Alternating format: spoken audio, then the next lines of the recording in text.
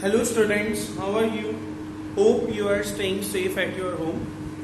So in the previous video session we have discussed about the insurance, the terminology of insurance and the two principles of insurance, that is principle of utmost good faith and principle of insurable interest. So I am recapitulating those two principles. Principle of utmost good faith क्या कहता है कि insured और insurer एक दूसरे से कुछ भी हाइड नहीं करेंगे. They do not hide anything from each other. They should disclose each and every fact regarding the insurance policy. अगर बाद में किस इंश्योरेंस कंपनी को पता लगता है कि इंश्योर्ड ने कुछ छुपाया था और इंश्योर्ड को पता लगता है कि इंश्योरर ने कुछ छुपाया था, तो वो कॉन्ट्रैक्ट क्या हो जाता है, वॉइड हो जाता है, वो कॉन्ट्रैक्ट ब्रीच हो जाता है. तो principle of utmost good faith, तो वो कहते हैं कि इंश्योरेंस कंपनी और जो बंदा इंश्योरेंस करवाता है वो एक दूसरे से कुछ भी छुपा के नहीं रखेंगे. Second one was principle of insurable interest. Principle of insurable interest क्या कहता है कि आप उसी चीज का इंश्योरेंस करवा सकते हो जिसमें आपका इंटरेस्ट है. जिस चीज में आपका इंटरेस्ट नहीं है आप उस चीज का बीमा नहीं करवा सकते. जैसे कि आप अपनी दुकान का बीमा करवा सकते हो बट आप अपनी पड़ोस की दुकान का बीमा नहीं करवा सकते. क्यों? क्योंकि उसमें आपका इंटरेस्ट नहीं है. तो दैट इज, तो आप उसी चीज का इंश्योरेंस ले सकते हो जिसमें आपका इंटरेस्ट है. So these were the two principles which we have discussed in the yesterday's session. Today we will discuss these 5 principles: principle of indemnity, principle of contribution, principle of causa proxima, principle of mitigation of loss and principle of subrogation. So let's start with the first principle, principle of indemnity. तो principle of indemnity क्या है? Principle of indemnity means to bring back the person into the same position as it was before the loss by paying some compensation. यानी कि insured को उसी दोबारा economic position पे लेके आना जैसे उसकी इकोनॉमिक पोजीशन पहले थी. That was a principle of indemnity by compensating the loss. Suppose करो एक मिस्टर एक्स की शॉप है, उसकी दुकान पे आग लगी. He has taken the fire insurance. तो वो क्या करेगा, फायर जो इंश्योरेंस कंपनी है जितना नुकसान हुआ होगा तो वो क्या है, इंश्योरेंस कंपनी पे करेगी और दोबारा उस बंदे को उस सेम पोजीशन पे लेके आएगी as it was before the loss. तो it is the bringing back the person into the same economic condition. Bringing back the person into the same economic condition as it was before the loss. So generally, जो principle of indemnity है, it is not applicable to the life insurance contract.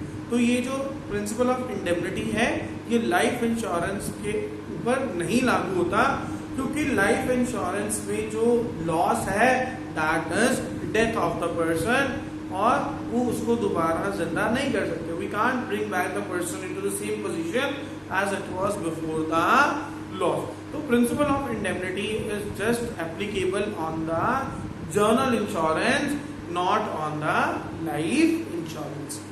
Next one comes principle of contribution.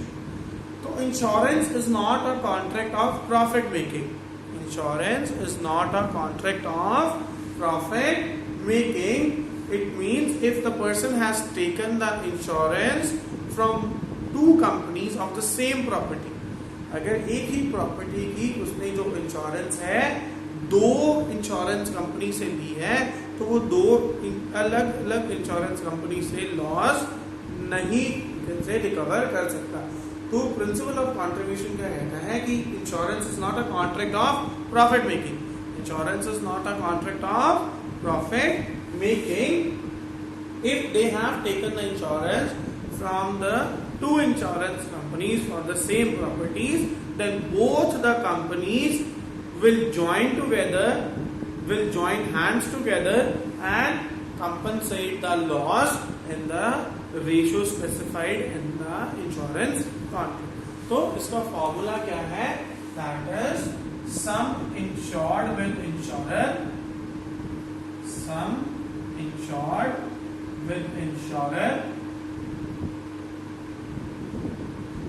upon total sum insured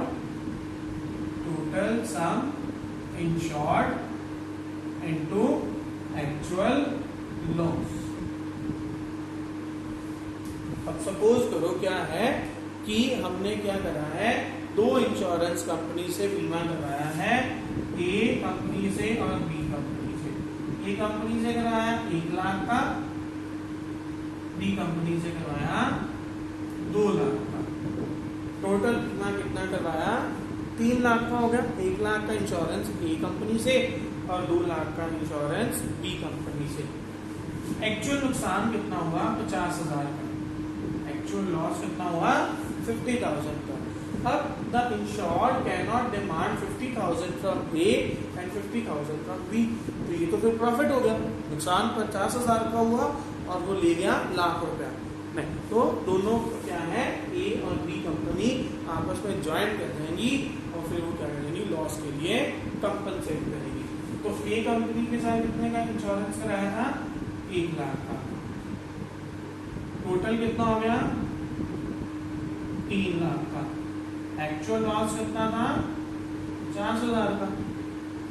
तो देखिए that is 50,000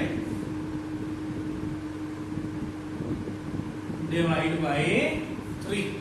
तो 50,000 divide by 3 कितना आ गया? That is, तो insurance company ए कितना पे करेगी? 16,666. और जो बाकी का रह गया है 50,000 में से 16,666 रुपए हम अगर माइनस कर देंगे तो जो बाकी का है वो कौन पे करेगा? And that will be paid by the insurance company B. तो वो कहते हैं कि मिलेगा 50,000 ही. ये नहीं है कि 50,000 ए से मिल जाएगा और 50,000 बी से मिल जाएगा. नहीं, both the insurance company will contribute and compensate for the loss. Now the third one comes principle of causa proxima. Principle of causa proxima क्या है? वो कहते हैं कि जो इंश्योरेंस कॉन्ट्रैक्ट में कॉज लिखा है, जो इंश्योरेंस कॉन्ट्रैक्ट में कॉज लिखा है कि insurance company will compensate the loss on that happening of event, अगर उसी के कारण नुकसान होता है तो ही इंश्योरेंस कंपनी आपको क्या करेगी? कंपनसेट करेगी. Suppose you have taken the fire insurance policy और नुकसान हो गया फ्लड से, तो इंश्योरेंस कंपनी आपको कंपनसेट नहीं करेगी क्योंकि it is out of the subject matter of the policy. तो प्रिंसिपल ऑफ कॉजा प्रॉक्सिमा कि जो इंश्योरेंस कॉन्ट्रैक्ट में लिखा है अगर उसी के कारण क्या है, नुकसान होता है, then only the insurance company will pay the compensation for loss. Next, principle of mitigation of loss. Principle of mitigation of loss क्या मतलब है कि you have to take care of your goods as you were taking before the insurance. ये नहीं है कि insurance करवा लिया तो आप लापरवाह हो जाओ और आप अपनी एसेट्स का ध्यान ही ना रखो. Principle of mitigation of loss क्या है? That you have to take care of your property as you were taking before the insurance. ये नहीं है कि कार का इंश्योरेंस करा लिया, चल कोई बात नहीं, दीवार में मार दी, कोई बात नहीं, इंश्योरेंस है तो मिल जाएगा. नो. तो principle of mitigation of loss means you have to take care of the property as you were taking before the insurance. Next is principle of subrogation. Again, it says that the insurance contract is not a contract of profit making. It is not a contract of profit making. So it means stepping into the shoes of insured. जब insurance company ने insured को loss compensate कर ही दिया तो जो scrap है वो सारा का सारा कौन ले जाएगी?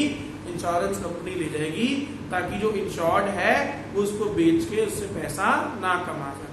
So that is principle of subrogation. So these are the left 5 principles of the insurance. So please watch this video very minutely, very carefully, and if you have any of the query, I will sort out in the tomorrow's Zoom session. Thanks and have a nice day.